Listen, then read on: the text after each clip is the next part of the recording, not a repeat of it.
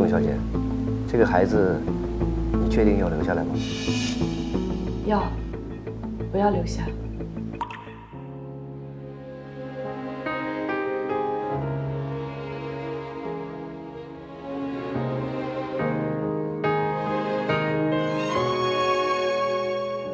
据悉，明达集团于昨日召开股东大会，任命继承人江卓云于为集团 CEO。江卓云本人将在本周日举办摄影展，对摄影师的生涯做彻底的告别。沈总，宋媛怀孕了。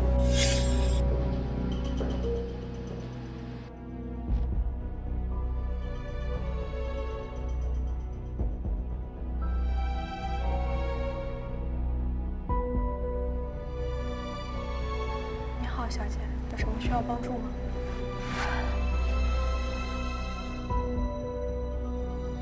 我想买下它。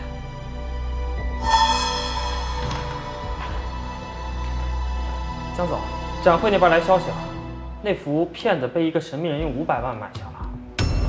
500万？我不是让你标价1块吗？的确是标价1块，但对方执意要给500万。马上去查，我要知道买家所有的信息。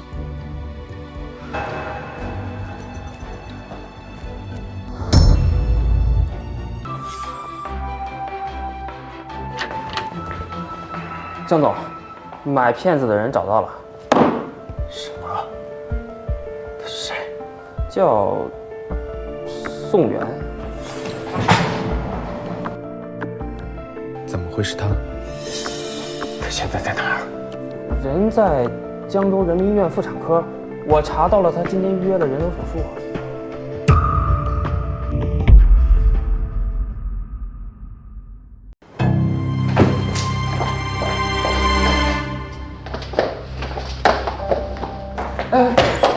江总怎么了？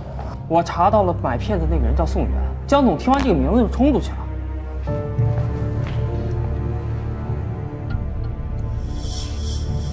沈总，宋云私自买下了少爷那副骗子，现在少爷已经追出去了。宋媛，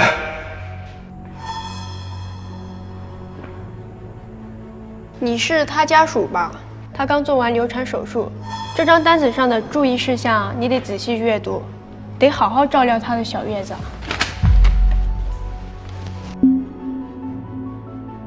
产手术。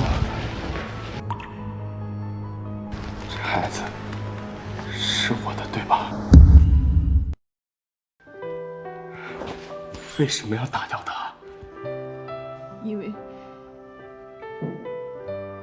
江周云，如果我告诉你真相，只会让你更痛苦吧。你已经回到了江家，我不该跟你再有任何牵扯，因为我不想将来跟别的男人结婚的时候带着个拖油瓶。你说谎！我为什么要说谎？你该不会以为我还爱着你吧？你如果不爱我，你为什么会花钱买那副骗子？卓云，妈妈告诉你为什么。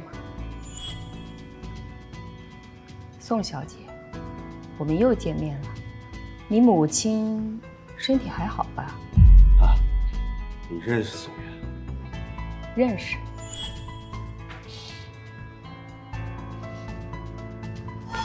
江周云，事到如今，我也跟你摊牌吧。其实我早就知道，你是明达集团的继承人，江州首富的独子。什么意思？什么意思？我自始至终就是个骗子。我从一开始就精心策划了跟你相遇、相知，并成功让你爱上我。但其实我早就受够了跟你在出租屋里过苦日子。但是我一想，你是江家独子，你迟早会回去继承家产的，我就忍了下来。但是这一切让你妈妈发现了，她给了我1000万让我离开你。于是我想了想，1000万跟你，我肯肯定想个1000万。不可能！如果你是骗子，你不会花500万买那幅画，一定还是爱我的，对吗？醒醒吧，我的大少爷！我一个爱财如命的骗子，你觉得我会花了500万去买你的作品？那幅作品是我帮你妈买的。就算你是个骗子，就算这一切是你精心策划、精心安排的，可我们在一起那么久，你有没有一点喜欢过我？哪怕一点点。有啊，当然有啊，我肯定是喜欢你的，但是我喜欢的是你的家产，是你的钱，不是你这个人。我今天但凡有一点喜欢你这个人，我都不会打掉这个孩子，懂吗？你个骗子！我恨你！我恨你！我恨你！江少云，我们本来就不是一个世界的人，你就忘了我这个骗子吧，回到你原本就璀璨的人生吧。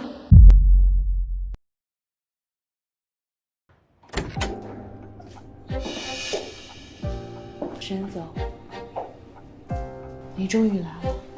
宋小姐是聪明人，你在卓云面前的回答，我很满意。你用我妈妈来威胁我，我敢不让你满意吗？这不都是你自找的吗？谁让你自作主张买下卓云的作品，还让他查出来买主是谁？甚至你还想生下和卓云的孩子。宋小姐，这个孩子，你确定要留下来吗？要，我要留下。好。是你买通了医生，然后告诉我妈妈我怀孕的事情。我做事情向来喜欢万无一失。那是江卓云的血脉，能给卓云生孩子的女人多的是，但你不配。你就不怕有一天他知道真相之后会记恨你吗？父母之爱子，则为之计深远。只要他能够顺利地回到江家继承产业，就算是恨我，又有什么关系？这里是600万，500万是你帮我买画的钱，剩下的100万是你今晚的演出费。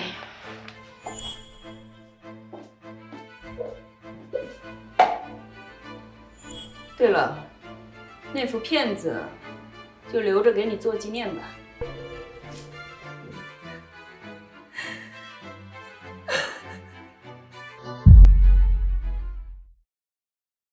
我昨晚梦见你爸爸了，他说我不应该打你那一巴掌。圆圆，你会怪妈妈吗？妈，是我做错了事情，我不怪你，我就想以后好好陪着你。你去给妈妈打瓶热水。哦，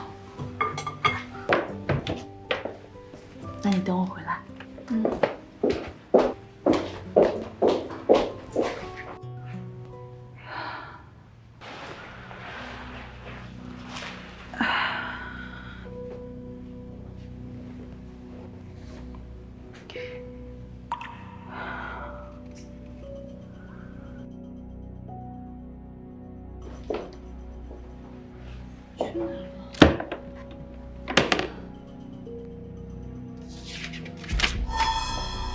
圆圆，妈妈知道你是因为我的病和欠周家的钱，才不得已去骗人，所以妈妈决心不再拖累你，早些去跟你父亲团聚。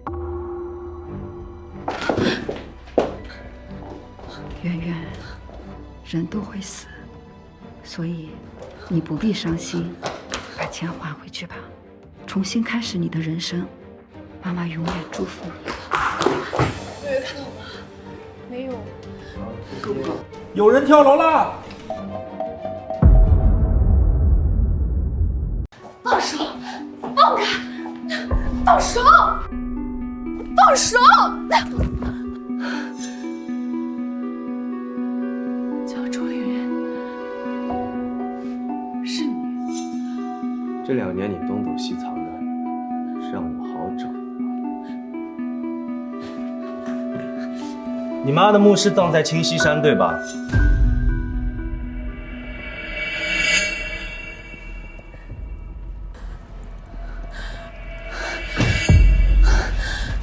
江卓云，当初骗你的人是我，你要想报复，你冲着我来。报复，确实恨不得一刀子捅死。可太便宜了。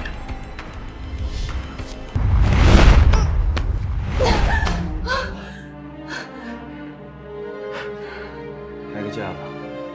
当初你为了区1000万，想尽办法勾引我，想必现在也能开个价，把自己卖给我。区1000万，果然是有钱人家的伤。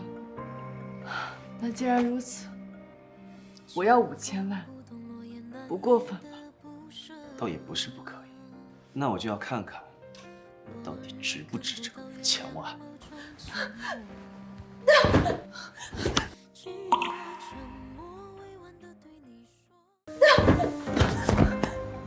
你干什么？装什么清楚啊？当初伤你的时候可没那么矫情。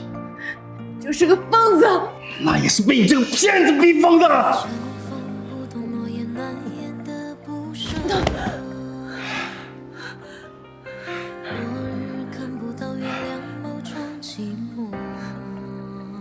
把它签了。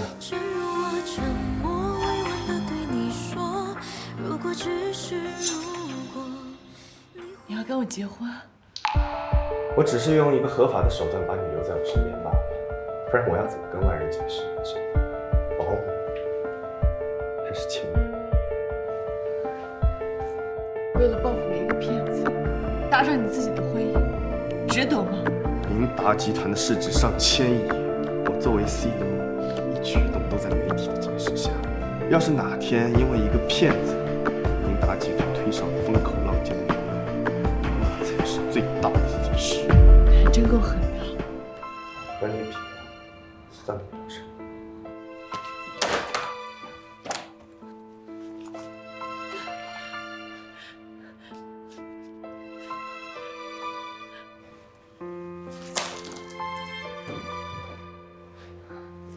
从今天开始，就给我待在这个房子里，没我的允许，哪里都不许去。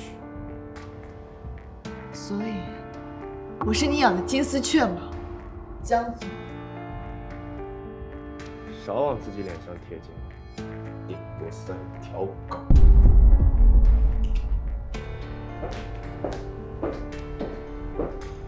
或许，这就是上天对我的惩罚吧。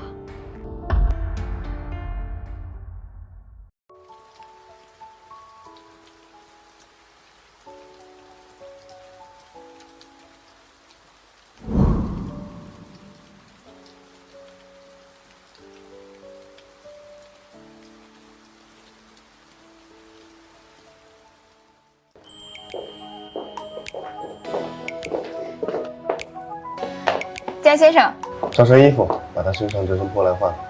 是，您这边请。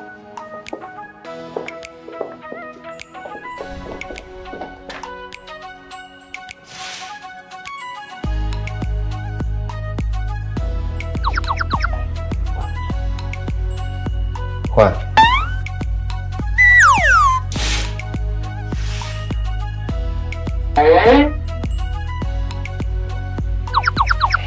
再换。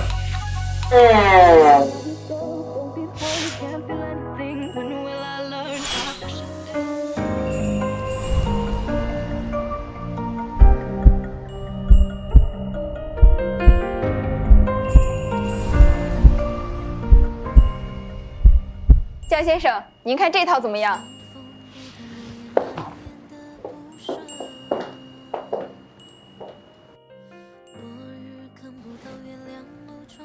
多美的一张脸啊！怪不得以前我会被你迷得神魂颠倒。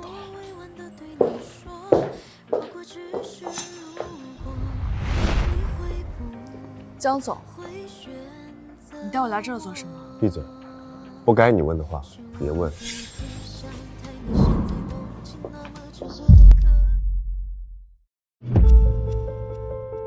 沈总生日快乐！咱们以后公司常常合作，好吗？谢谢周少，代为您父亲好。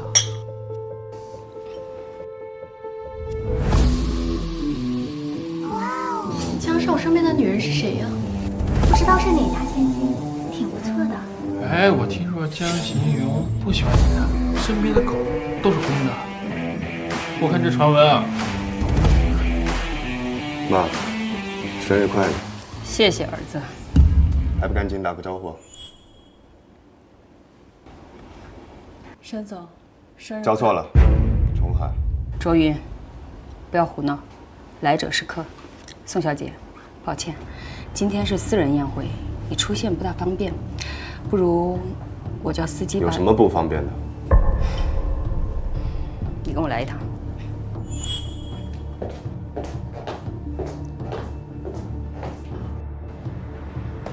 乖乖在这等我，如果你敢跑的话，就把你腿打断。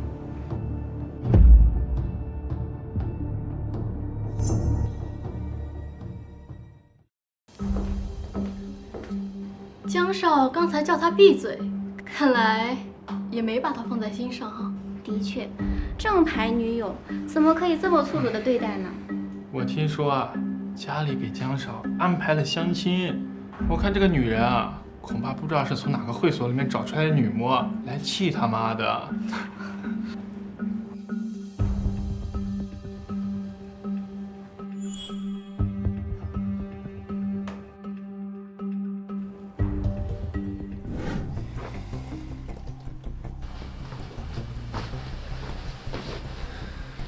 卓云，妈妈给你安排了那么多大家闺秀、名门千金去相亲，哪个不比宋小姐好？您既要我快速结婚，又要指定人选，未免太贪心了吧？妈妈这是在为你好，怎么叫贪心呢？您大可不必在我面前扮演慈母。卓云，我看你是根本就没有忘掉宋元吧？我怎么可能对这个骗子无情？那既然如此，你怎么还跟他纠缠不清？你觉得我是什么宽宏大量、不计前嫌的人吗？别忘了，2年前要不是你帮他逃跑，他到现在都不可能安稳的生活。婚姻大事不可儿戏。您只不过是想让我找个人结婚，传承家业，这个人是谁都没关系，不是吗？是，谁都可以，但唯独他不行。您如果执意认为不行的话，那我明天就去离婚。你们已经领证了，来参加您的生日，得名正言顺。不过我江卓云这辈子只结这1次婚，要不要接受，您最好想清楚再告诉我。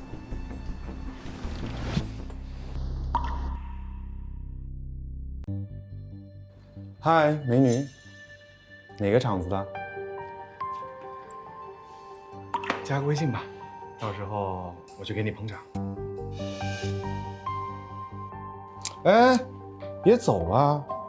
这位先生，请你自重。能把江卓云迷得神魂颠倒，说明你伺候人的本事还不错。我给你加点，伺候我。滚！急什么？我不介意你被江卓云玩过，那是你的荣幸。女人嘛，关了灯都是荡妇。操！给你脸了！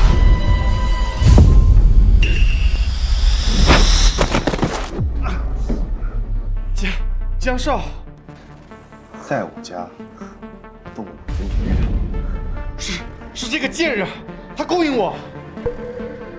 看来是我误会周少了。看来是我误会周少了。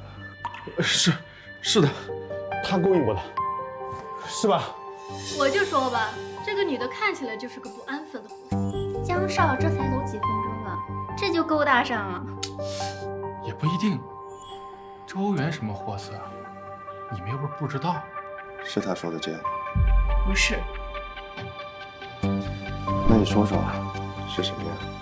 他侮辱我。他怎么侮辱的你？他说不介意我被你玩过，那是我的荣幸。女人嘛，再坚持，关了灯一样是荡妇。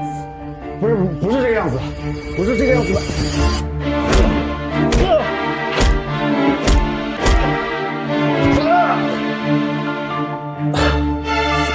江主任，你把我打成这样，我父亲不会放过你的。打电话给周董，让他来我这里。我倒是想看看你爸怎么饶不了我。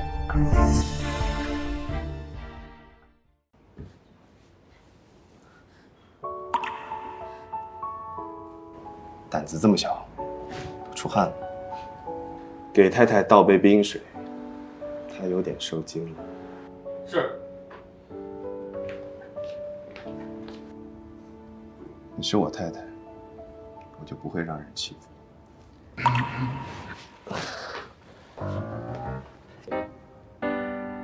江总，对不起，我这逆子无意冒犯了江太太，还请江总无意冒犯啊不，故意冒犯，还请江总给个面子。你让我给你面子？我这逆子，还不赶紧和江总、江太太道歉，让他们原谅你？江总，对不起，我不知道她是您太太，对不起，对不起，对不起，对不起。江太太，你怎么看？先送医院吧。既然我太太发话了，那就先送医院吧。至于后续的医疗费，开完发票找我助理报销就好。你不是跟我说你已经安排好了一切，宋元他在江城活不下去吗？那为什么卓云还是找到他了？抱歉，沈总，是我的失误。星云，你太让我失望了。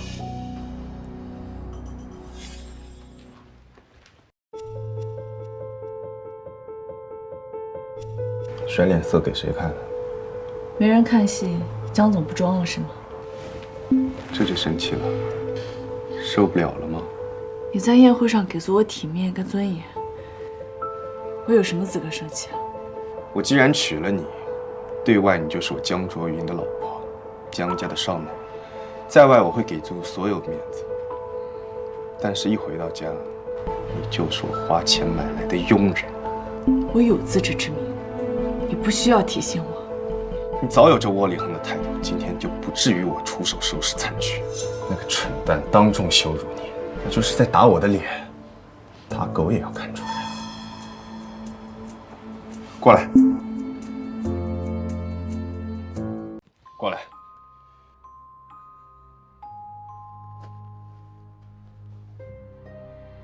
婚礼没有，但戒指得有，以免哪个不长眼的蠢蛋又打了我的脸。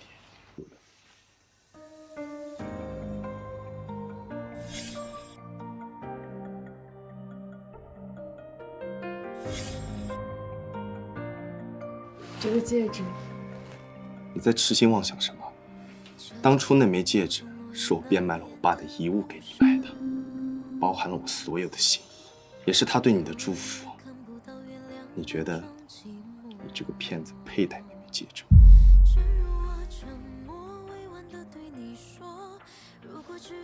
别在我面前装得可怜兮兮的，我可比我妈大方多了，给了你5000万，你应该感恩戴德，给我笑，笑。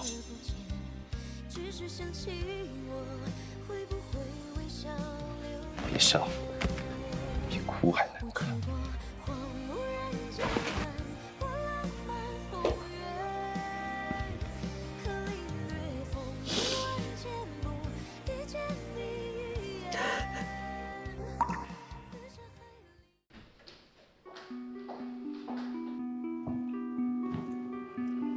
江总，青山别墅已经安排好了，我们的人24小时待命，绝对保护宋小姐安全。叫她什么？宋小姐。抱歉啊，江总，是太太。江总，结婚证属于您个人重要文件，要不你自己拿着，不是什么重要东西，放那儿。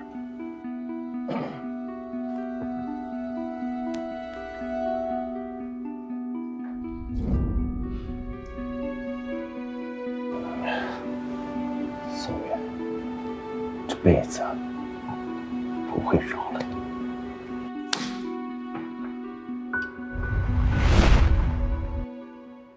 那个女人最近在干什么？太太除了上班，平日里就在青山别墅待着。上班？是的，太太在陆总的星源娱乐上班。什么职位？说是艺人助理，实际上……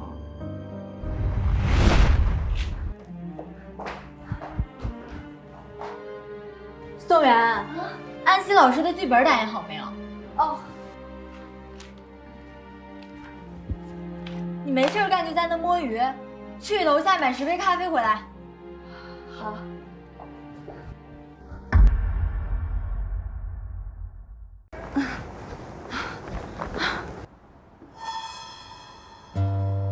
江总，太太这2年找工作屡屡碰壁，就算是名牌大学毕业，没有公司用她，就仿佛被人封杀了一样。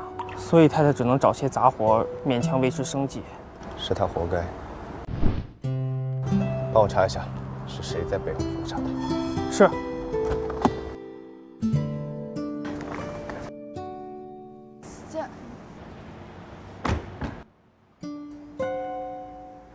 他怎么可能搭理我呢？那天晚上，他在江家承认我的身份，不过是为了和他母亲置气罢了。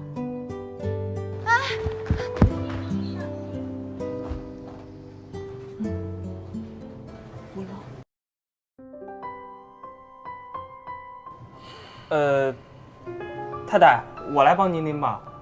不用，我自己可以的。您一个人拎这么多太重了，还是我来吧。你倒是殷勤，可惜某些人不领情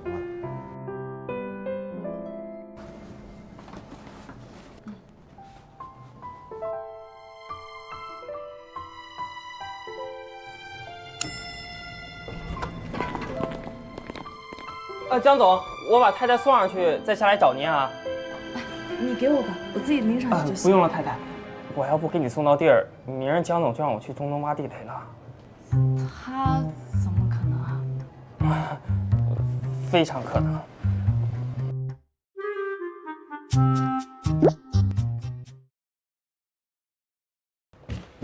薛先生，谢谢你帮我送咖啡回来。薛少，安心小姐，你怎么在这里？哦，我陪江总过来拜访一下陆总。江主任也来了。他让你送咖啡来探班？哦，不是，咖啡是是宋小姐买的，我只是帮忙拎上来。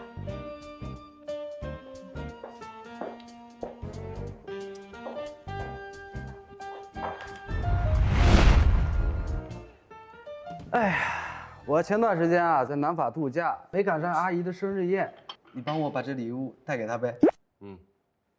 你今天怎么有空来我这里啊？来给你送钱。哼，我猜呀，你是知道安西今天在这里拍摄，来探班的吧？脑子是个好东西，但你没有。人身攻击啊！姓江的，别以为你有钱你就可以骂我。我给你投2个亿，但我要33.4%的股权。你当我傻呀？33.4%的股权所有，拥有1票否决权，想太多。我听说前段时间你名字四处通缉，我来给你送钱，你应该感恩戴德，喜极而泣。那我是不是还得跪下来喊你一声金主爹呀？大可不必，主要是不想有你这么个儿子。对，据我所知，你跟这安西也就几面之缘，这么快就一掷千金，博红颜一笑了？什么瓜都吃，只会害了你。开玩笑。干嘛这么看着我呀？不准备带我参观拍摄？狗东西，还说不是为了安息。安老师，您的咖啡。宋元，你是怎么认识薛昭的？我跟薛先生不熟的。不熟？那他会帮你拎咖啡？你知道他是谁吗？就管让他帮你的忙。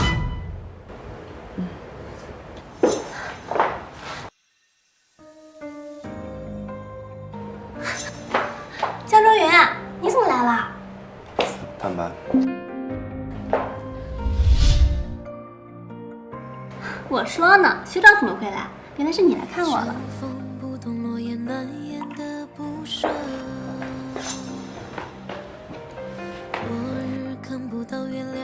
你出去吧，这里没有什么让你帮忙的。好。哎，那个谁，麻烦帮我带一下门。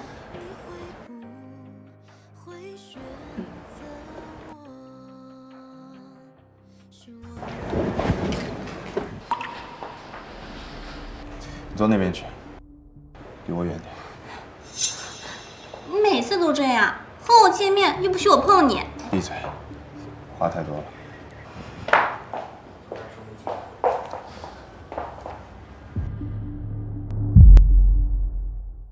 江卓云刚给咱们投了2个亿，你们说他是为了捧安熙吗？这些年江卓云一个绯闻都没有，只有安熙被记者拍到和江卓云在法餐厅约会半小时了。你们说他们关着门在里面干什么？你说孤男寡女共处一室能干点什么？我听说江卓云是有老婆的，前段时间在江家的晚宴上，有好多人见过这位传闻中的江太太。有老婆跟外面的女人还没断干净，说明这老婆就是个摆设，约等于无。你说是吧，宋渊？我是的。你脸色怎么那么差？身体不舒服吗？我有点闷，我先出去透透气。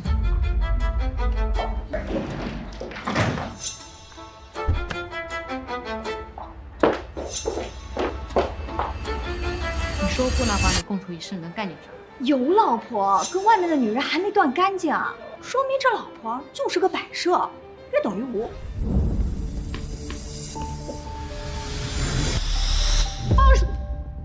如果你想让别人知道的话，还可以大点声。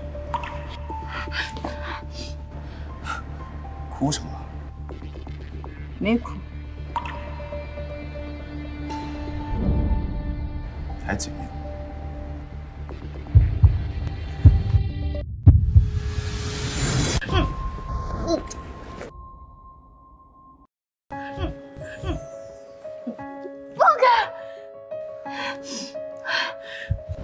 是气我跟安熙？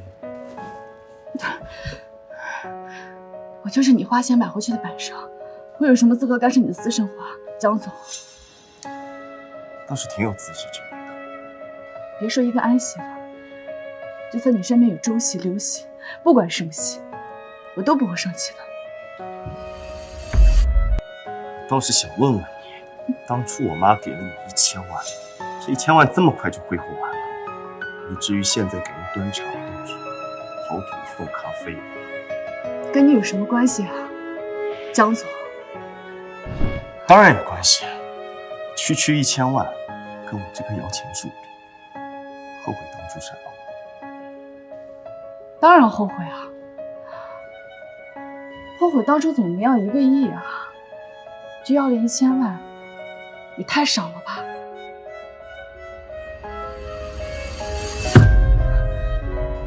真想把你的心挖出来，看看是什么颜色。我就是个骗子，我没有心。滚！听到吗？叫你滚，听不懂吗？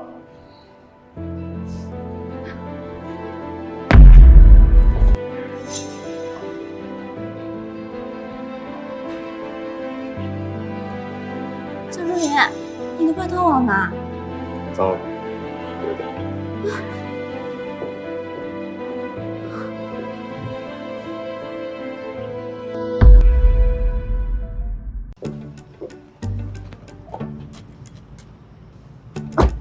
回公司。江总，有句话我不知道当讲不当讲，那你就不要讲。哦，讲。江总，我觉得您可以跟夫人好好谈一谈。您为了她，都给陆总那公司花了2个亿了。你哪只眼睛看到我是为他花的钱？我江卓云的女人在外面给别人打工，传出去我不要面子。江总英明。安老师，今天辛苦你了。不辛苦，都是我应该做的。既然不辛苦，那还得麻烦你帮我把品牌方的项链送回剧组，交给服装老师保管。现在吗？是啊，他们剧组夜戏等着用呢，麻烦你跑一趟了。好，应该做的。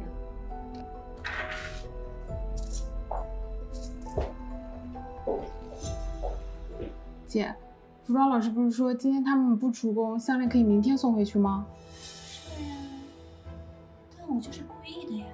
从公司到剧组单程2个小时，而且天气预报说今天会有暴雨。你既然这么好心，要不你去替他送吧。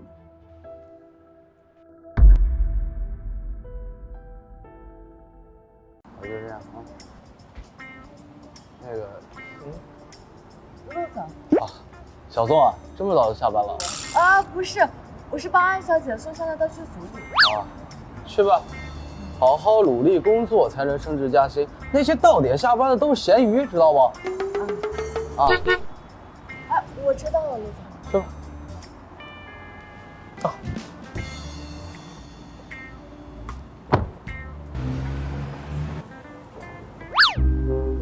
学长，你怎么这宋媛这么殷勤？你是不是觉得人家漂亮，想追求人家？陆总，我不敢的。你就说人家漂不漂亮？陆总啊，我劝你，这话可千万别在江总面前说。为什么？为了您能长命100岁。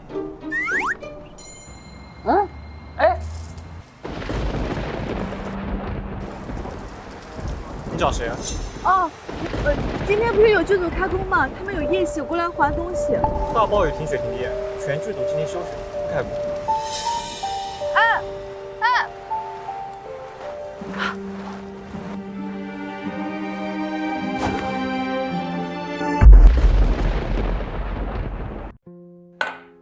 喝一个。不喝你来会所干什么？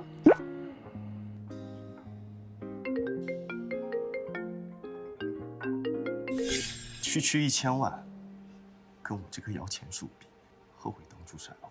当然后悔啊，后悔当初怎么没要1个亿啊，就要了1000万，这也太少了吧。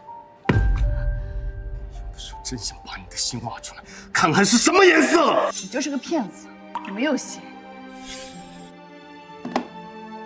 谁给你打电话？怎么不接啊？跟你没关系。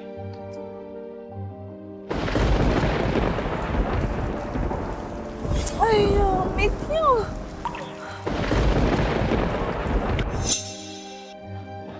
江总，封杀夫人的人查到了。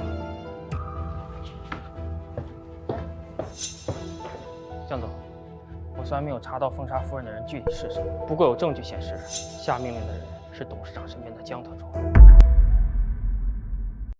江行云，这张照片，你还有印象吗？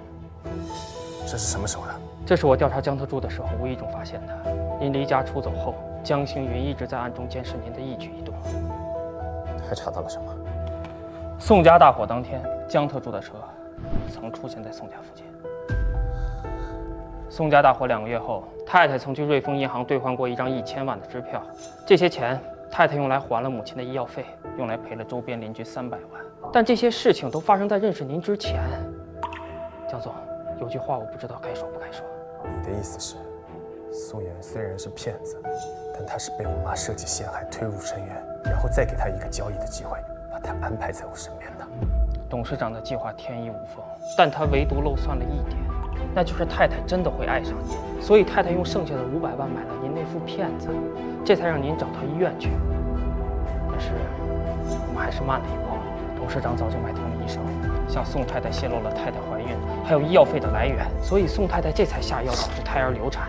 等我们到医院的时候，一切都已经晚了。董事长用宋太太的安危做威胁，这才迫使夫人跟你说了那些违心的话。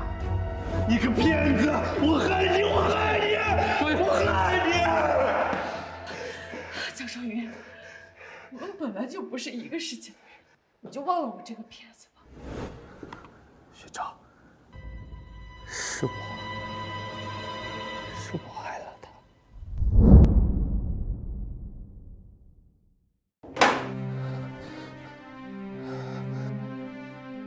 您好，您拨叫的用户暂时无法接通。您好，您拨叫的用户暂时。他现在人在哪儿？太太去给剧组送东西了。现在？啊？你这么能耐，怎么不明确告诉我？啊，江总，哎，江总，哎，江老狗怎么这么着急？干嘛去？陆总，您认不认识卖墓地的？可以打成吗？卖墓地的，这么年轻就要操办后事了？是的，或许你也需要。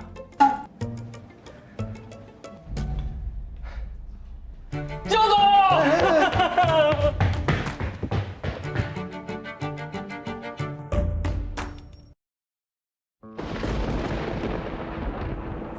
所以，我是你养的金丝雀吗，江总？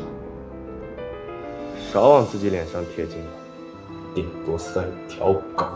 我既然娶了你，对外你就是我江卓云的老婆，江家的少奶奶；在外我会给足所有的面子，但是一回到家，你就是我花钱买来的佣人。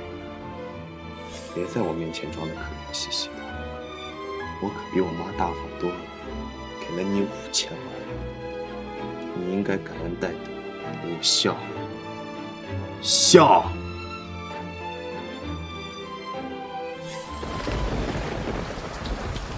您好，您拨叫的用户暂时无法接通。张周云，你什么时候来接我回家？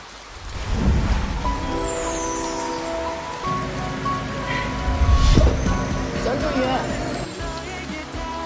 你终于来接我回家了。我说过，不管你在哪里，我都能找到你。怎么把自己弄得这么失败？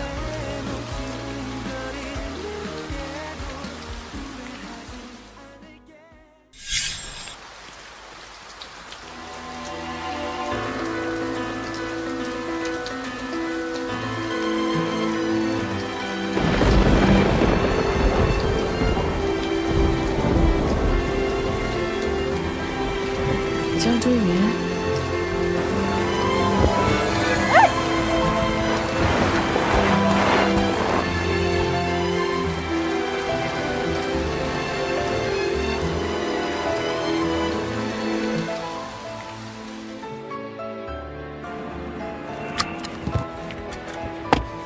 江总，谢谢你今天来接我回来。宋远，你故意的是吧？啊？什么？单程2个小时的路，你就不知道让司机多等你一会儿，拉你回江城啊？那个师傅他接了新的订单，就着急走了。那你就不知道打电话叫人来接你吗？我打了，但是还没打通就关机了。打给谁了？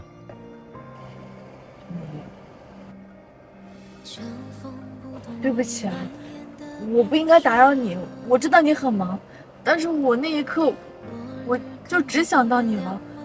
我想到之前下雨我不带伞，你都能找到我在哪。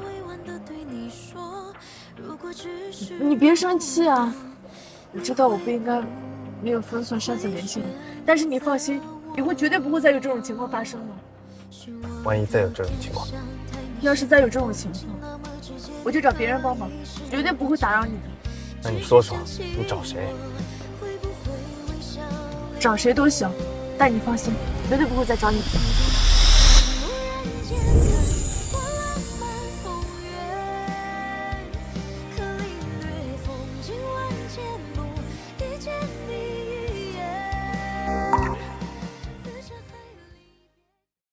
喂，江总。不惜一切代价查清楚当年宋家火灾的经过，我要确切证据。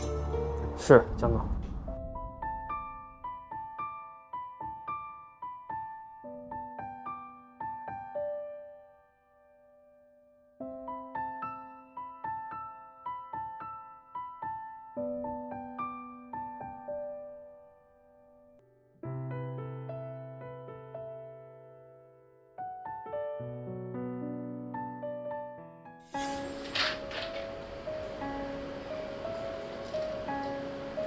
宋源，项链昨晚你送回剧组了？安老师，我昨天去剧组的时候，他们说停工了，我是今天早上送回去的。这样呀，那真是辛苦你了呢，跑了2趟。不辛苦，工作而已。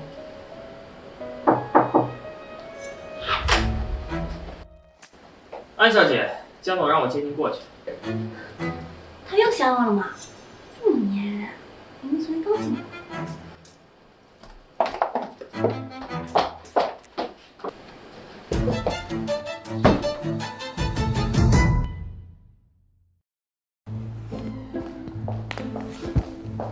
周莹，我来了。江总，人到了。立马送新源治疗师，这是给你的补偿。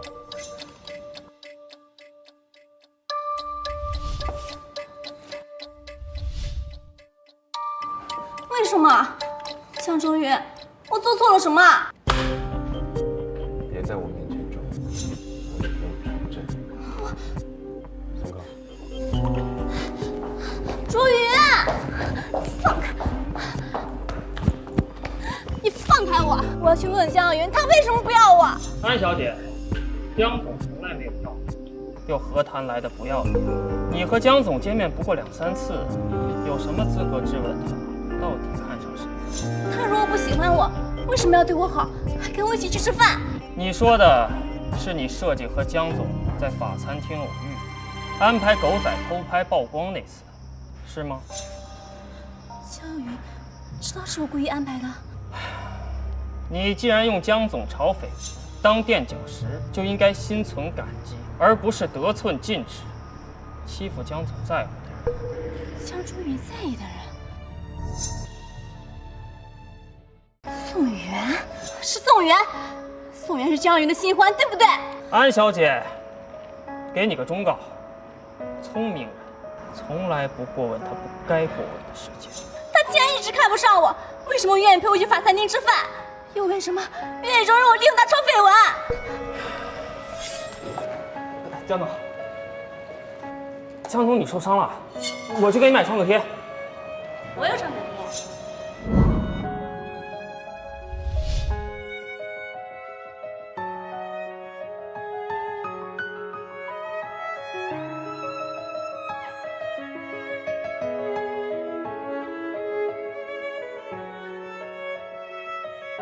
我看看，贴完了没？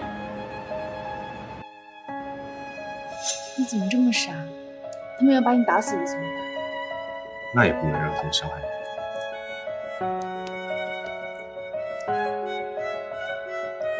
别动，我看看贴完了没？好像有点累。不必了。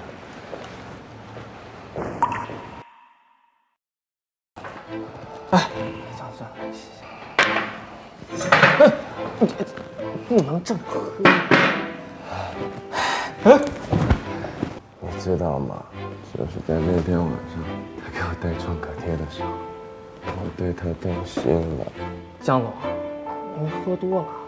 女人的心为什么这么硬，这么冷啊？江总，我扶您回去休息吧。不喝了，走喽。你亵渎了江总对创可贴的美好回忆，江总让我转告你，你怎么弄出来的误会，就怎么解决的。他不希望别人误会他与你有救。此外，3天内离开江州，永远消失在江总面前。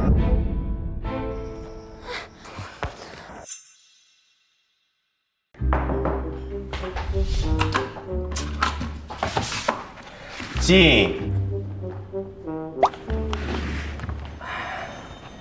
江总，事情都办好了。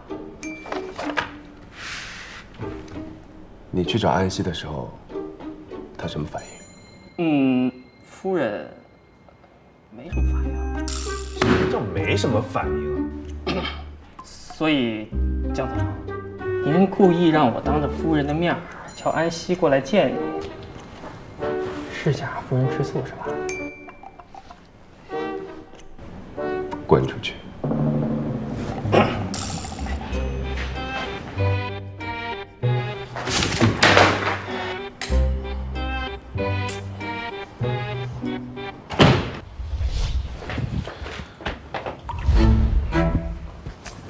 去哪儿了？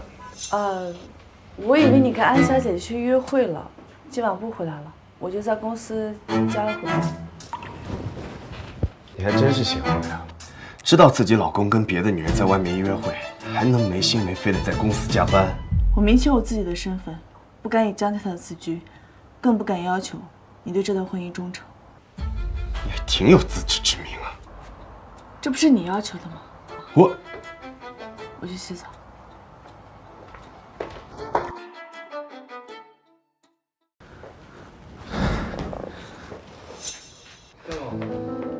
通知陆爷，在合约里加一条，员工加班不许超过晚上8点。8成大点公司，屁事挨不上。江总，您说的员工是指所有员工，还是单指太太一个人？你脑子是不是被门夹？你不是去洗澡了吗？我拿件衣服。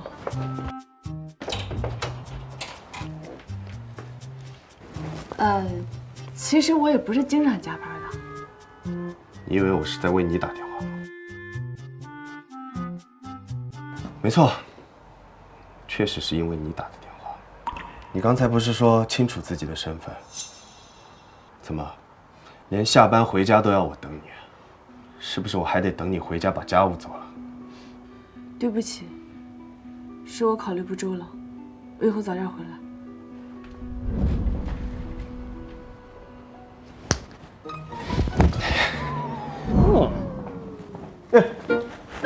江总早。太太做完早餐就上班去了。她说下班回来做好晚餐和家务，请您放心。脾气还真是大，一句都说不得。江总，夫人做的早餐不吃了吗？吃饱了。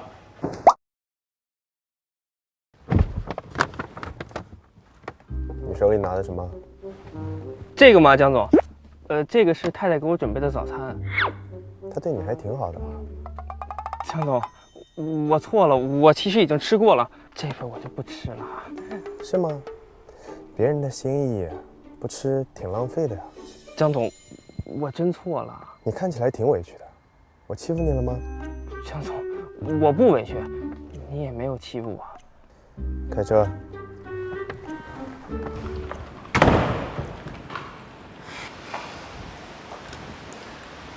我宣布一件事，我和陆总解约了，从现在开始，我不再是星妍的艺人。该不会是跟江总分手了吧？难不成要做江太太了？另外，有件事我澄清一下，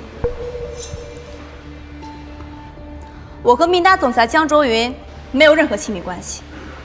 之前那些绯闻是我为了出名，可以利用它炒作的。也希望大家不要再误解和他的关系。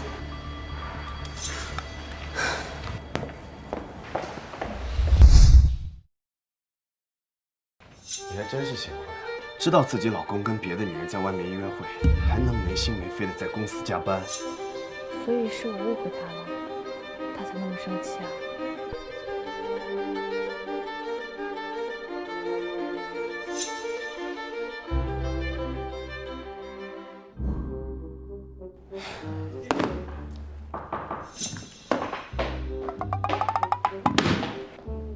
江总，夫人问你晚上想吃点什么，她好提前安排。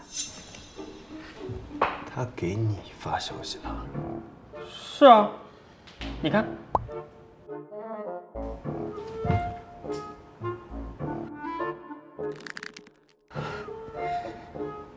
你怎么会有他微信的？江总，您听我解释。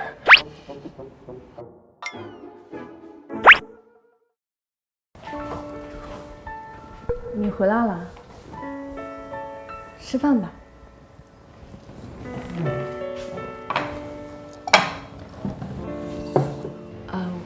我给学长打电话，他没接，我就按照你之前的口味做了饭，也不知道符不符合你现在的口味。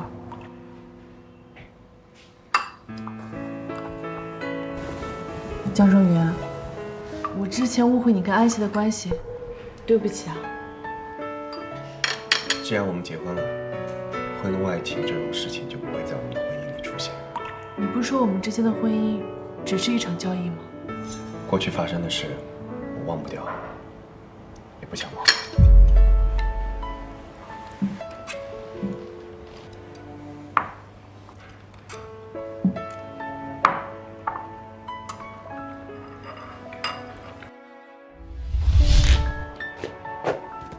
你洗好了，这是干净的睡衣。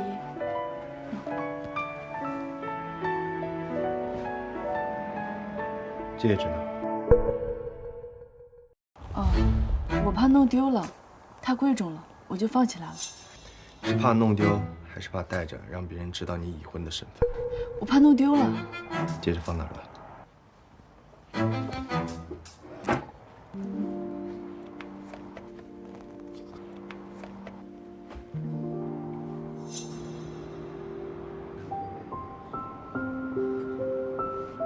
弄丢了就买新的。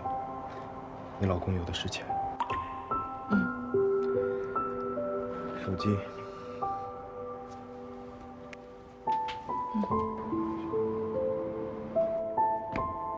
以后有事情可以直接找我，不必绕一圈去找学长。我是怕麻烦你，所以才找的学长。我有的是时间。是错觉吗？为什么我觉得江周云和之前不太一样了？我先去洗澡。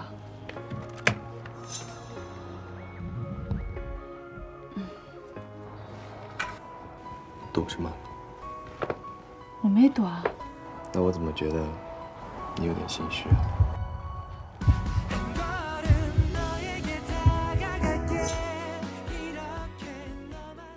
你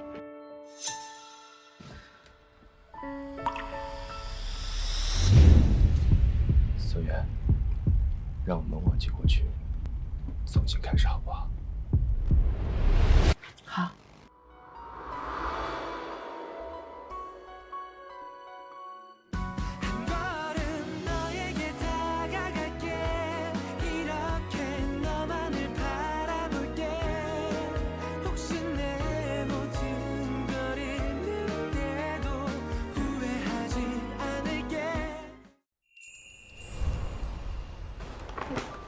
江周云，早餐。你做的？啊，早餐一定要吃，要不然胃疼。知道了。辛苦了。不辛苦。江总，我们该去公司了。薛特助，吃早餐了吗？没吃的话，我给你拿一份。不用了，太太，我吃过了。谢谢太太。想吃你可以拿着。我不太想吃，江总。那就不勉强。谢谢太太。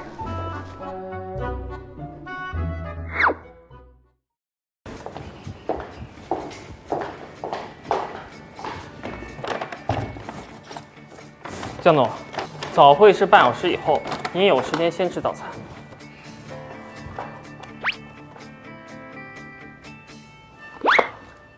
先去开会。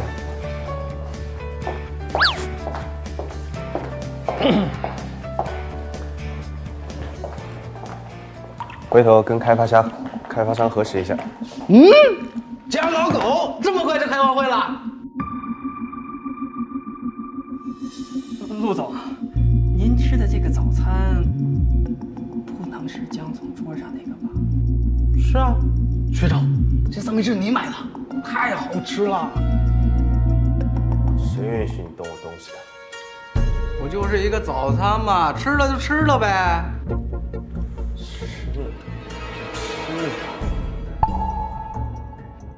不然你拿我怎么办？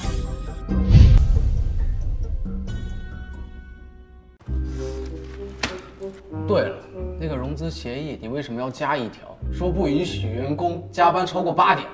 懒得着吗？牛马不加班，我当老板的怎么发财住大别墅啊？我是资本家，不是慈善家。滚出去！哎，态度，你看，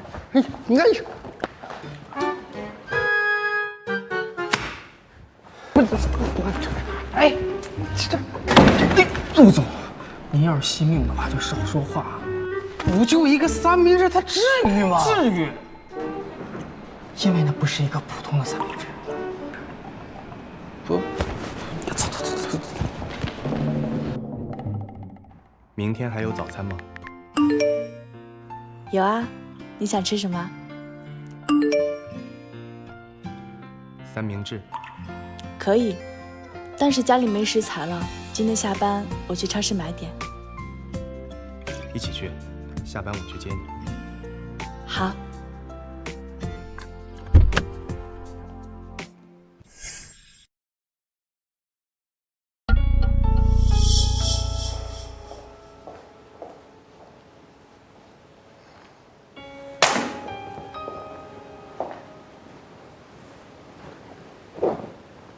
您怎么来了？妈妈需要你一个解释。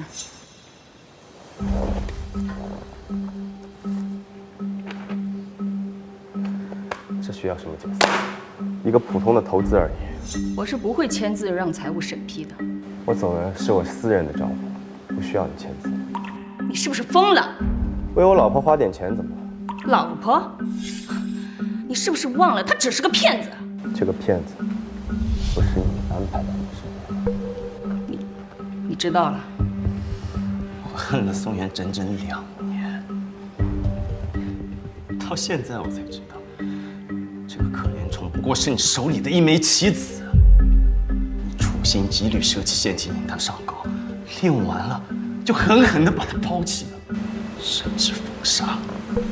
为了让我回来继承明达，你还真是煞费苦心了。可他们母女有什么错？凭什么让他们家破人亡？卓宇，妈妈做这一切都是为了明达。不需要，你从来都没有问过我想要的是什么，只会一味的替我安排。从前对爸爸也是这样的，根本就不懂得尊重。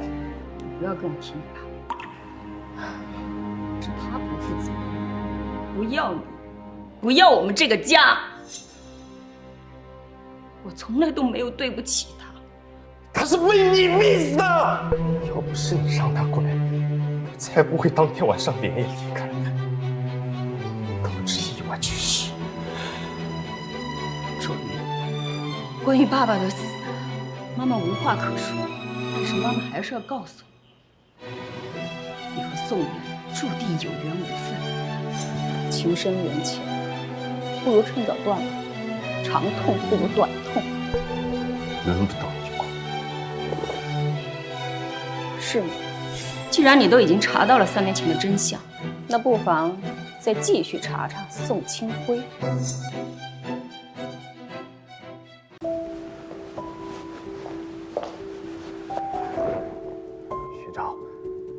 学长，查一下宋清辉的死跟我妈有什么关系？是，江总。董事长，其实您现在大可不必逼少爷和宋小姐分开。少爷这2年将公司管理得很好，可以。你是不知道，这些小门小户出身的女人，为了嫁进豪门，能低贱到什么地步？只要我还有一颗气在，我就绝对不会承认她是我江家的儿媳。走，去找宋元。现在，卓云已经知道，当初宋元离开他是有苦衷的，那他就更不会放手了。既然如此，那就只能我来做这个坏人了。是。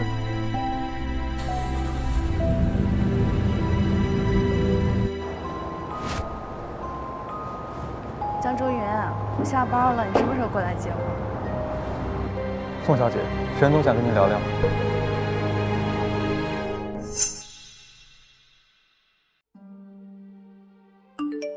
我来接你。宋小姐，我的确是低估了你对卓云的影响力。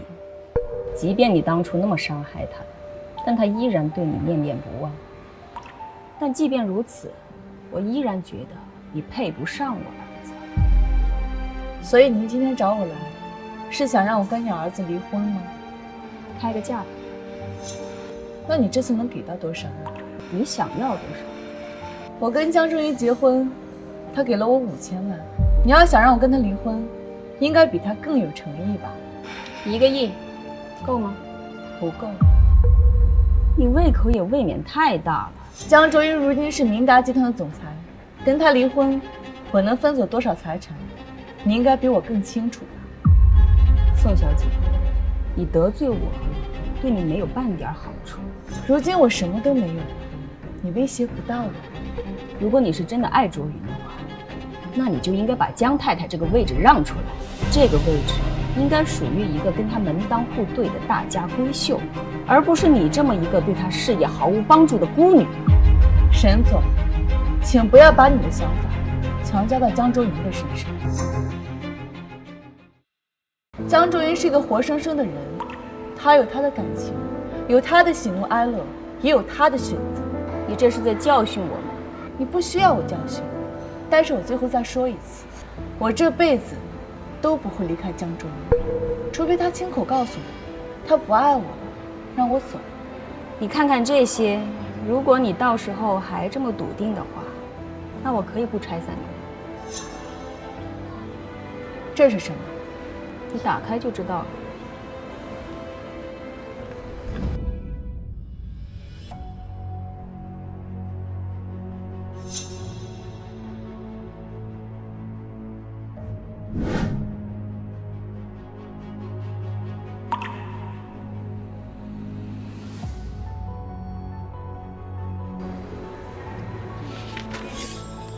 陈总，人找到了。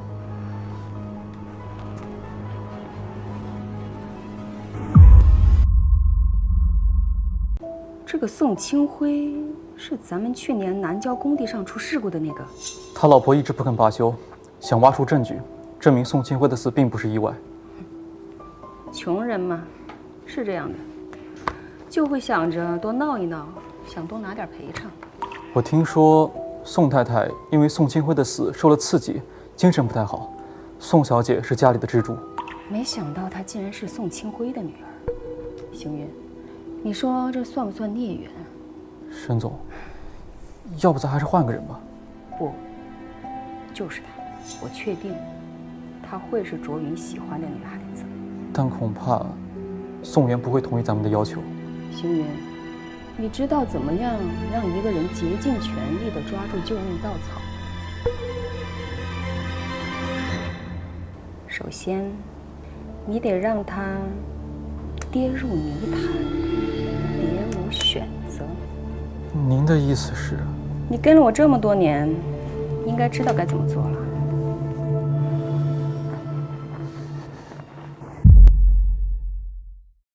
沈总，昨晚宋家大火，宋家和邻居周家都被烧了，周家要求宋家赔偿300万。你做得很好，等宋元彻底走投无路了，再带他来见我。明白。我爸的事故，还有我们家的火灾，自始至终，这一切都是你的精心策划。你有什么证据吗？你知不知道你们这是在犯罪啊？你爸的死，那是工地钢筋掉落导致的意外，而那个承包商也只是我们明达旗下的一个子公司而已。至于你家的火灾，那不是你母亲发病忘了关燃气而导致的吗？这跟我有什么关系？宋小姐，诽谤可是要负法律责任的。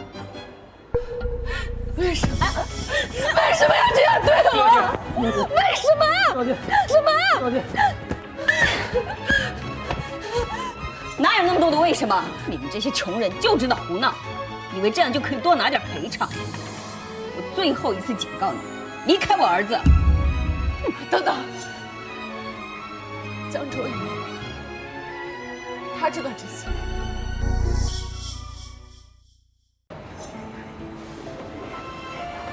你觉得呢？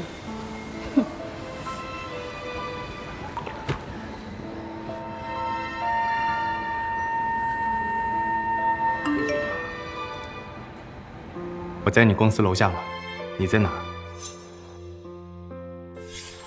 你爸的死是个意外，多给5万，已经是我仁至义尽了。吃你爸的人血馒头，你们母女不怕遭报应吗？你没事吧？要不要送你去医院？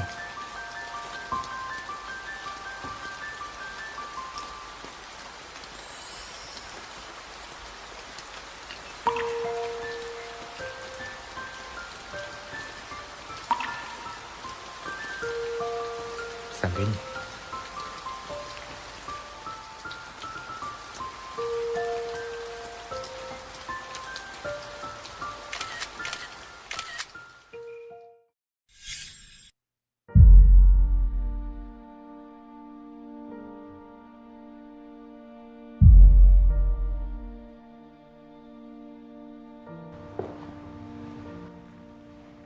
发生什么事了？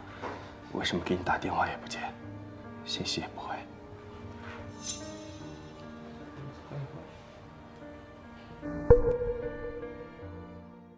圆圆，听我解释，事情不是你想的这样的。你什么都知道，对吗？回答我。知道。从什么时候开始知道？刚刚知道。听我解释，事情不是你想的那样的。你们江家竟然单身！我太可笑了！我居然爱上了害死我爸妈凶手的儿子！我太可笑了！我太可笑了！圆圆，你不要这样，你不要这样，圆圆。你们江家在江州城是呼风唤雨，但是江主任，我告诉你，我爸妈不死，我是不会善罢甘休的。对不起。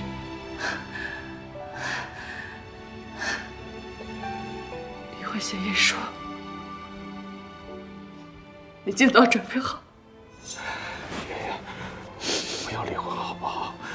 你想要的一切，我都可以满足你。你根本就不知道我想要什么。只要你想要，我都会去做。那我要一份签好字的离婚协议书。我想要坏人得到惩罚。江愁云，我是不可能跟仇人的儿子在一起的，你懂吗？懂吗？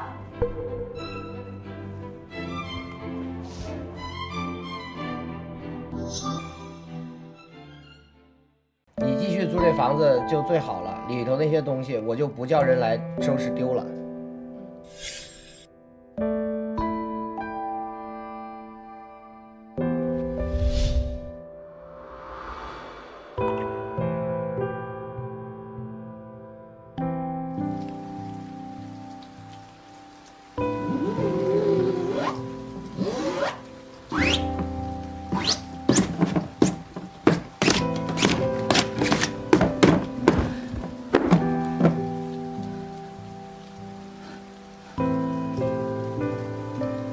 江总，咱回去吧，这也太大了。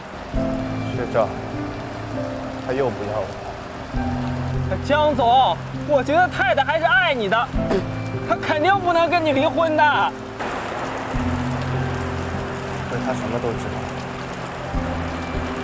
是真的不要我。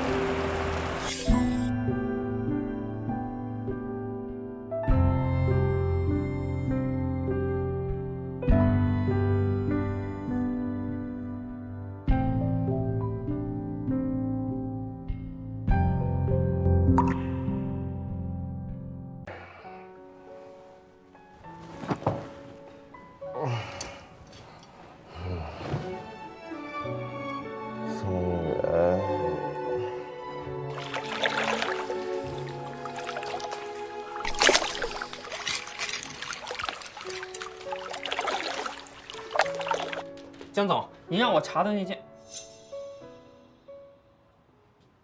江总，您发烧了，我带您去医院。你打电话给他，就说我又不吃药，又不去医院。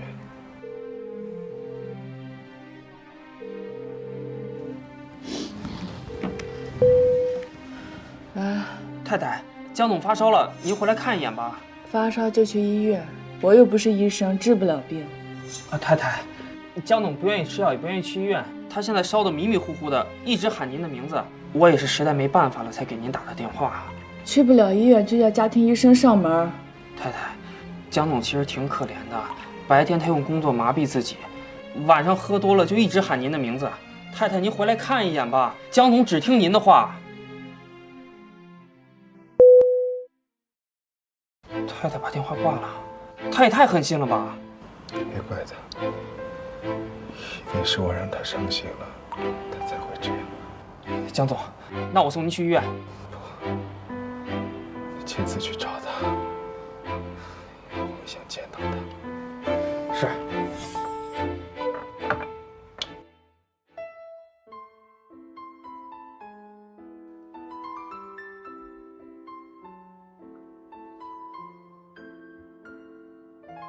圆圆，你发烧了，我先给你降温。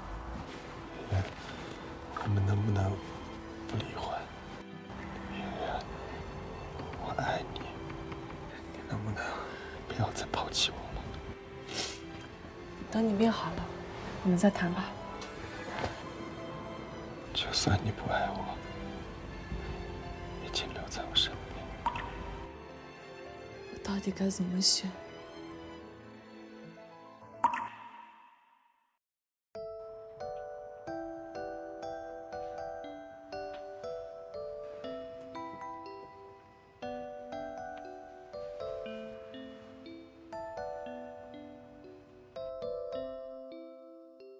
江总，董事长来了。知道了。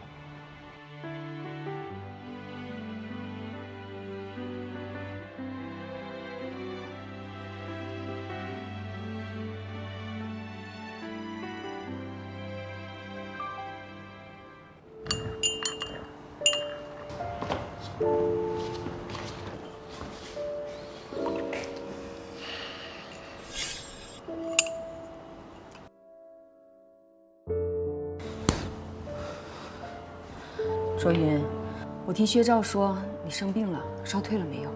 好多了。妈妈还是不放心，还是叫周医生来一趟吧。星云，打电话。妈，够了。妈妈是担心你的身体，妈妈这也是为你好呀。你要是真是为了我好，就不会去找宋元。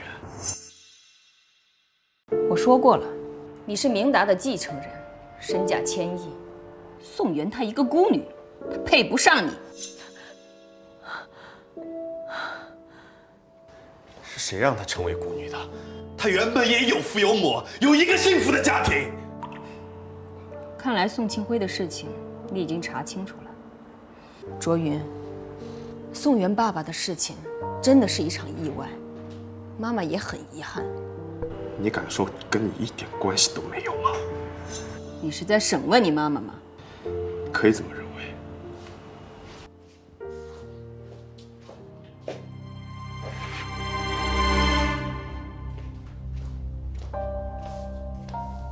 南郊工地的意外是因为你采用了不合格的钢筋，导致了楼梯坍塌，掉落的钢筋害死了宋庆辉，对吗？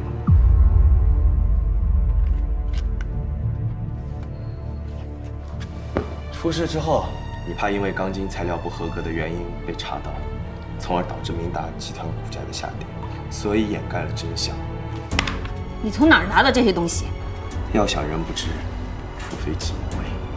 是，我承认，宋庆辉的死，我们的确有责任，但是我亏待他们宋家了吧？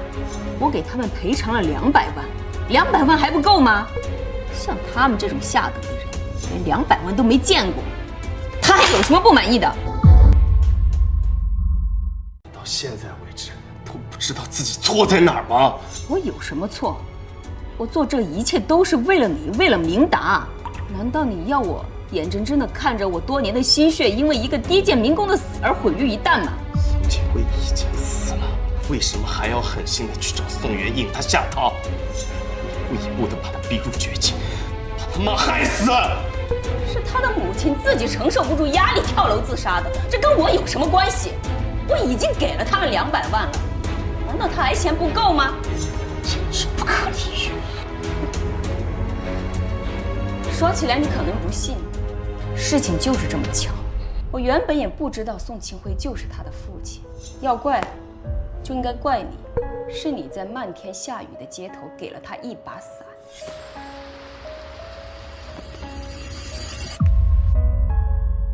邢云当时拍照片给我看了，我一看我就知道，宋元就是你喜欢的那种女孩子，你们俩注定是一场孽缘，你们没有相守一生的缘分，所以妈妈这么做是替天行道。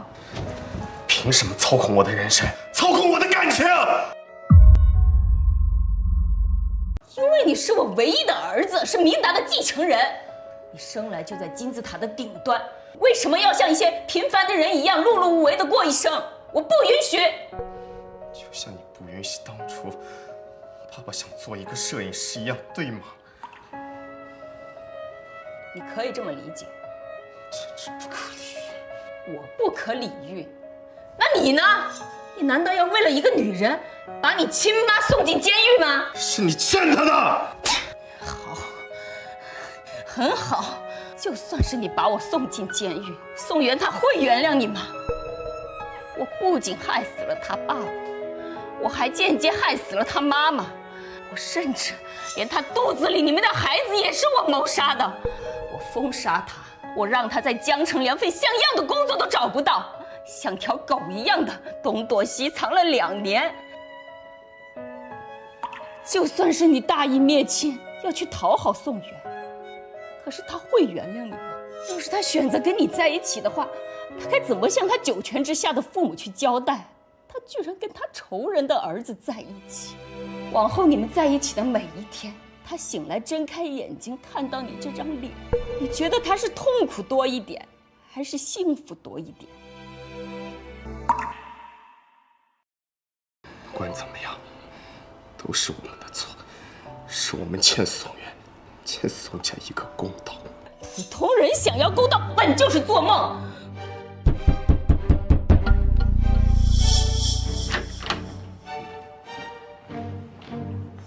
沈文英、江行云，你们2个跟我走一趟，配合调查4年前南郊工地上发生的命案和3年前宋家的火灾。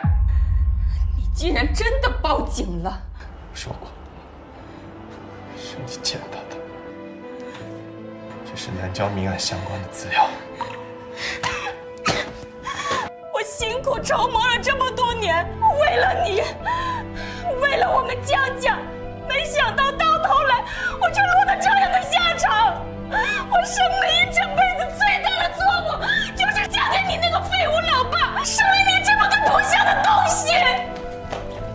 放开我！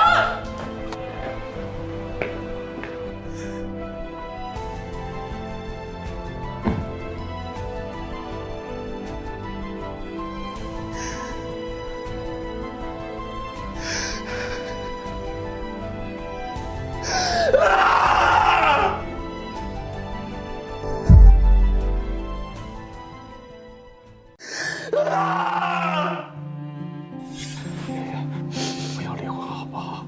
你想要的一切，我都可以满足你。你根本就不知道我想要什么。只要你想要，都会去做。说好，答应你的，一定会做。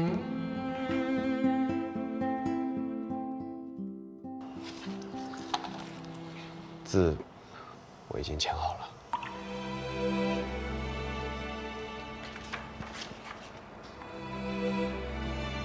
江周云，我不要你的钱。为什么？我想要的东西你已经给我了，你母亲会受到应有的惩罚，这对我来说就够了。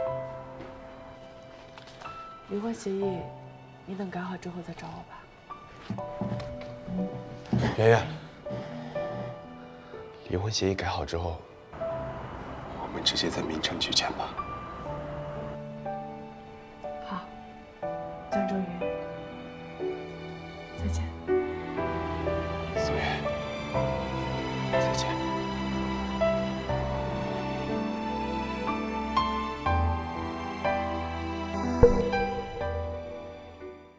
张总，我觉得太太还是爱您的，你也舍不得太太，那您为什么要签那个离婚协议书呢？就算我们再相爱，我们也不可能在一起了。我不理解，那明明相爱的两个人为什么不能在一起啊？他居然跟他仇人的儿子在一起，往后你们在一起的每一天，他醒来睁开眼睛看到你这张脸，你觉得他是痛苦多一点，还是幸福多一点？我跟他在一起，只会给他带来痛苦。不应该自私的把他留在我身边。可您还没问过太太的想法呢。有必要问他吗？当然有必要。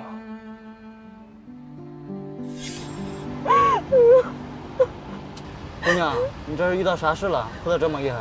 没事，我就是丢了一个很重要的东西，再也找不回来了。丢哪了？要不我陪你去找找吧。找不回来了，大哥，找不回来了。只要有心，我们就能够找回来。真的吗？真的，我真的从来不骗人的。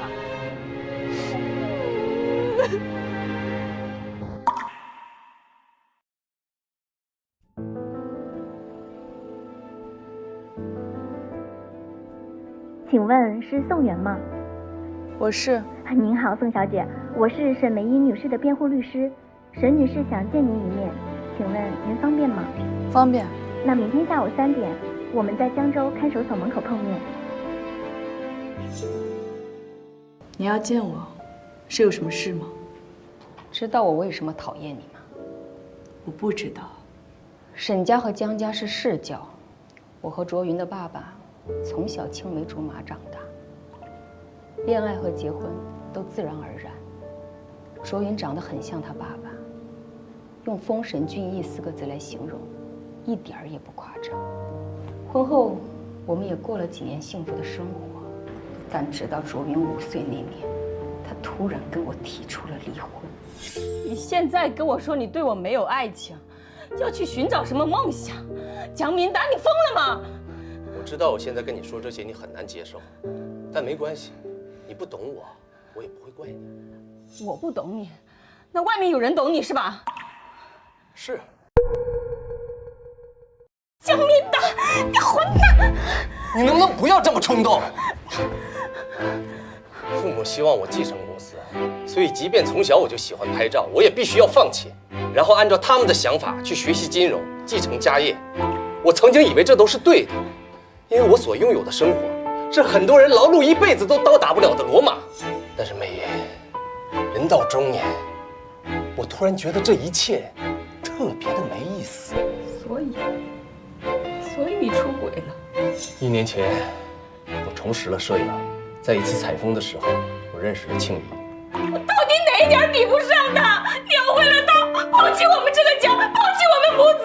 你没有比不上他，但是他懂我。你从根本就觉得我一点摄影的天赋都没有，甚至觉得我拍的非常烂，宁愿从外面请来摄影师到家里来，也不愿意让我试试。但是庆怡，她懂我每一个镜头背后的想法。OK， 这都不是重点，重点是我想要过的生活，不是现在这样子的，你明白吗？我不明白，我就不明白了，你为什么放着好好的生活不过，你要去做什么艺术家梦？江明达，你不是在追求梦想，你是痴心妄想。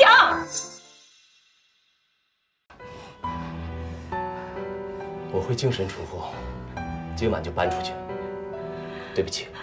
你这么迫不及待要走是吧？行，你滚，你马上滚，滚！好。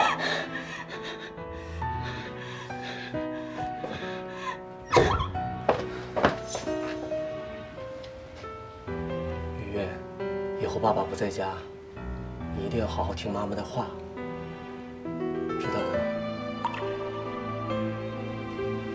乖。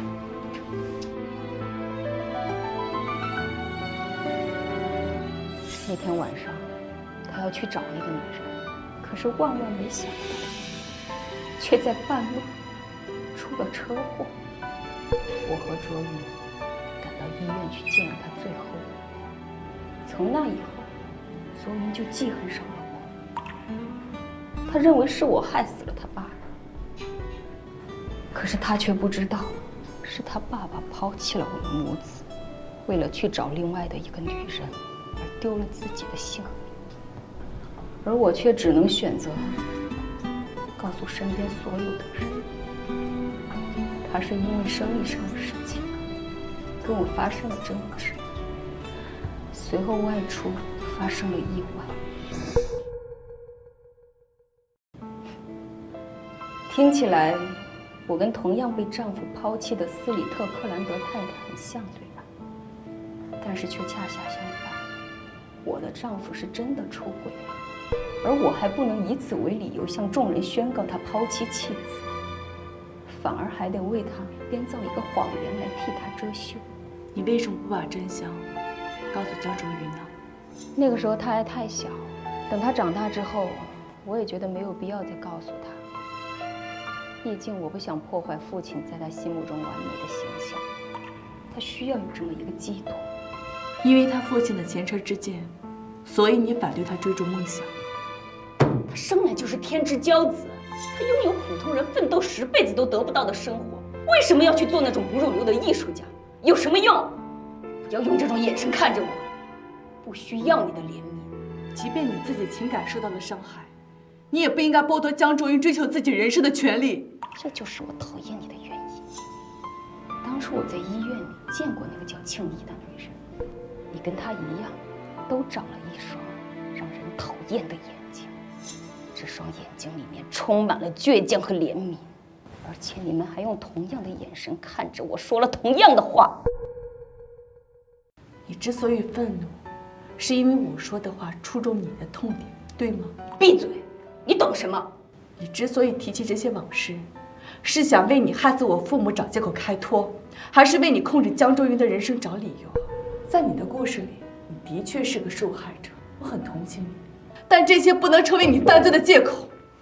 我不需要你的同情，我就是想告诉你，像你这种出身卑微的女人，这一辈子就只配跟那些凡夫俗子草草一生，你配不上我的儿子。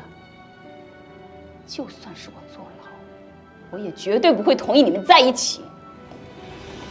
你说了不算，难道你忘了，是我害死了你的父母？你难道要不念孝道，跟你仇人的儿子在一起？其实，在今天来之前，我一直在想，他们是不是在怪我爱上了仇人的儿子？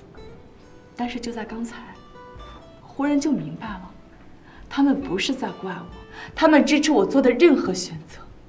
可笑的借口！可笑的人是你。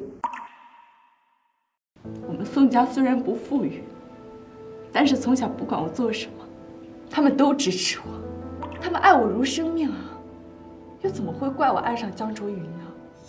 我的父母从来都不会因为我的虚荣和需求，以爱之名强加到我的身上，所以我觉得江卓云好可怜啊。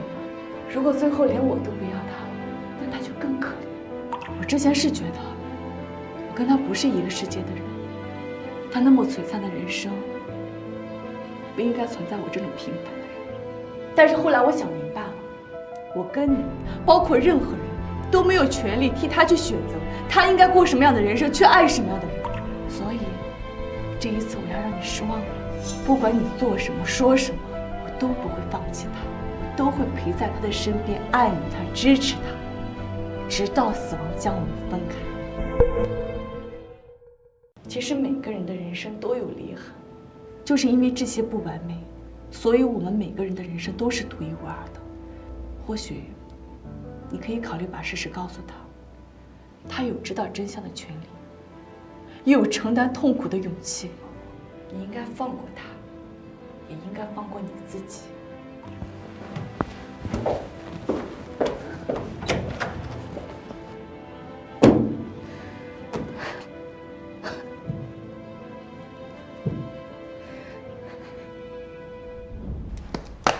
那我就坐等江总的2个亿到账喽。今天晚上摆一桌，全场消费，本公子买单。该你。喂，是宋元家属吗？这里是江州人民医院急诊室。是我，他怎么了？宋元发生车祸在抢救，请你立刻来医院。江老板，怎么了？你去哪儿啊？车在哪儿？停车场。钥匙给我，钥匙给我！你告诉我你去哪儿，我来开。你这样能开车吗？走。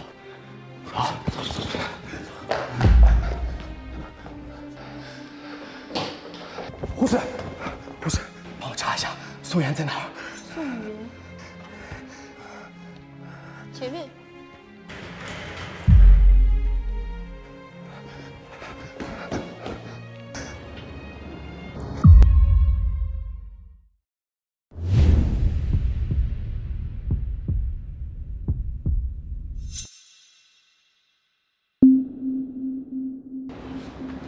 江卓云，你怎么在这儿？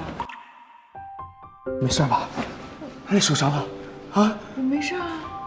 哦，那车撞的是别人。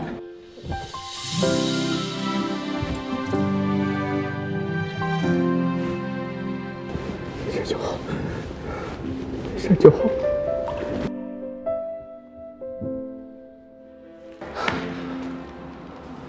不是，学长，这江老狗什么时候和小宋搞到一起了？这事你知道吗？我知道啊。你知道你不告诉我？我早就告诉过您了，不过您好像没太理解。有吗？陆总，您呢先醒一醒，我去看看太太的检查单。不是，你叫宋元什么？太太？对啊。我操！我说他怎么善心大发给我捐2个亿，原来在这儿等着我，这狗东西！哎，学长啊，你帮我想想，我以什么姿势下跪，比较容易得到宋元嫂子的原谅啊？哎，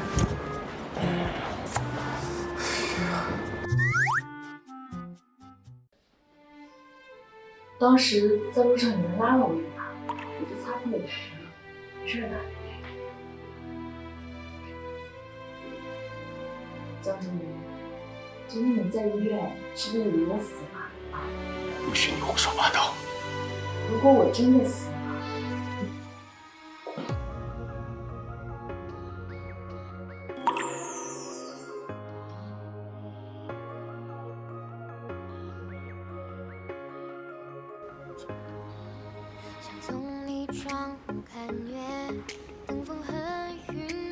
太太说这种话试试。谁让你亲我的？咱都离婚了。没理你，还是我。不要理。我并不要。我去找你妈妈。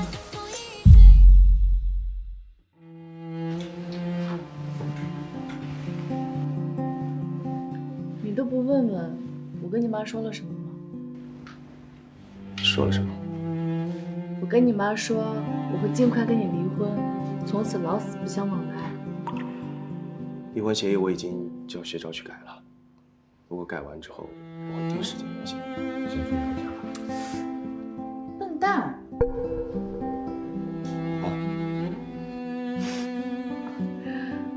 我说啊，我刚才都是骗你的，不是那么跟你妈说的。那你怎么和他说的？我跟他说呢，我以后都会好好陪着你，陪你从天光乍破一直走到暮雪白头。每个人的人生都有自己的方向，他们向东，向西，向南，向北，而我向南。从我见到你的第一眼，我就知道你是天赐的救赎，是迟来的礼物。我们以后永远在一起。